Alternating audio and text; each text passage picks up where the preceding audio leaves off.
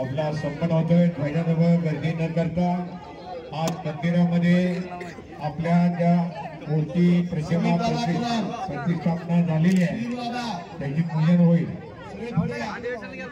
उद्या फक्त आमदार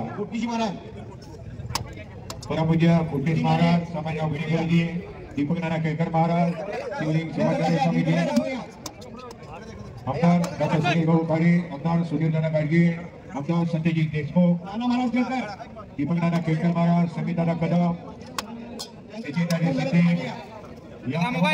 लक्ष्मण भाऊ नवलाई पुढे नाना वाढवा या महादेवजी निशापुरे विजय म्हैसकर दत्ताजी अंडे महाराज मल्लिकार्जुन गेवारे सूर्यवंशी अवधूत निराजकर महाराज विजय गुरव यांनाही धन्यवाद।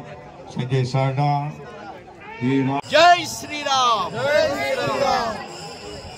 आज 17 जानेवारी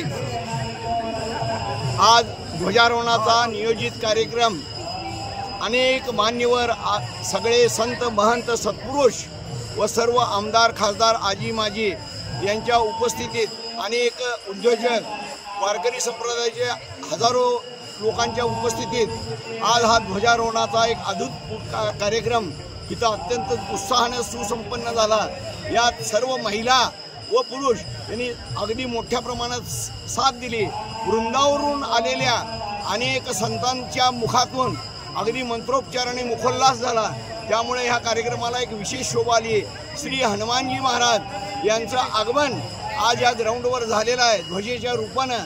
तर या कार्यक्रमामध्ये आता 27 तारखेपर्यंत अनेक विविध कार्यक्रम आहेत। उद्याला शोभायात्रा आहे, 20 तारखेला राम जन्म, 22 तारखेला राम विवाह आणि 26 तारखेला रामराज्याभिषेक आणि महादिंडी ही 27 तारखेला सुरुवात होणार आहे।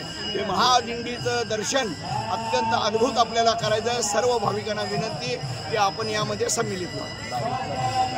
22 तारखेला खास करून एक आपल्या महाराष्ट्राचे लाडके मुख्यमंत्री देवेंद्रजी फडणवीस यांचं देखील इथे उपस्थिती राहणार आहे। त्यांचं देखील उद्बोधन आपल्याला 20 मिनिटं ऐकायला मिळालेलं आहे। त्यामुळे आपण सर्वांनी मुख्यमंत्र्यांच्या या आलेल्या त्याला प्रतिसाद द्यावा व त्यांचं स्वागत केलं।